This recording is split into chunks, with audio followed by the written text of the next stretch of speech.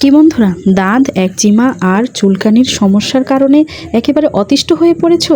অ্যালার্জিগত সমস্যার কারণে স্কিনটা পুরো নষ্ট হয়ে গেছে, চুলকানি দাঁত এতটাই জেগে বসেছে যে কিছুতেই যাচ্ছে না। তো এই রেমেডি তোমাদের জন্য চিরতরে একেবারে তোমরা তোমাদের একজিমা, চুলকানি, অ্যালার্জি, দাঁত দূর করে দিতে পারবে শুধুমাত্র এই পাতা ব্যবহারের মাধ্যমে। বন্ধুরা, এই পাতা ঔষধি গুণে একেবারে ভরপুর। এই পাতা হচ্ছে পেঁপে পাতা। তোমাদের বাসা বাড়িতে কিন্তু এই গাছটা থাকবেই, ম্যাক্সিমাম বাসা বাড়িতে কিন্তু পেঁপে গাছ থাকেই আমাদের।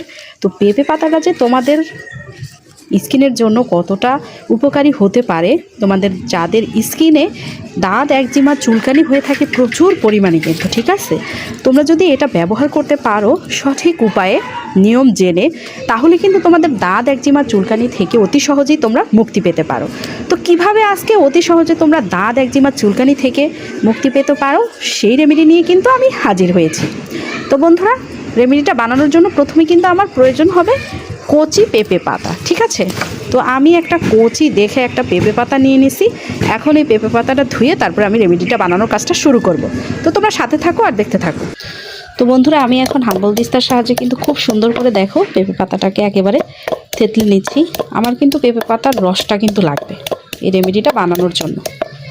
তো দেখো খুব সুন্দর করে কিন্তু থেতলে নিয়েছি। এখন আমি এটা চিপকে তারপরে রসটা বের করে নেব। তো আমি এখন চিপকে তারপর রসটা বের করে নিচ্ছি। এই রসটাই কিন্তু তোমাদের লাগবে এই রেমেডিটা বানানোর জন্য।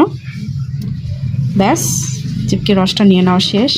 তো বন্ধুরা, এই রসটার সাথে কিন্তু আমার আরও দুটো উপকরণ এখন মেশাতে হবে। সেটা হচ্ছে হলুদের গুঁড়ো।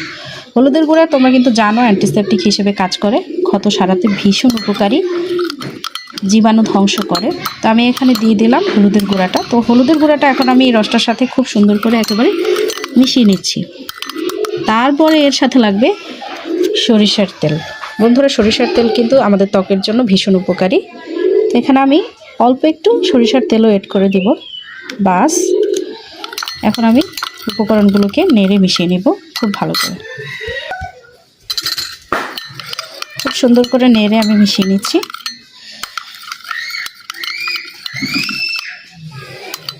দেখো খুব সুন্দর করে কিন্তু মিশিয়ে নেওয়া আমার শেষ। এখন আমি এটা ব্যবহার করে দেখাবো তোমাদের যেখানে যেখানে দাঁত, একজিমা, অ্যালার্জির সমস্যা, চুলকাতে একেবারে র্যাশের মতো ফেলে দিয়েছো, রক্ত বের হয়, ওইসব জায়গায় এটা লাগিয়ে দিবে।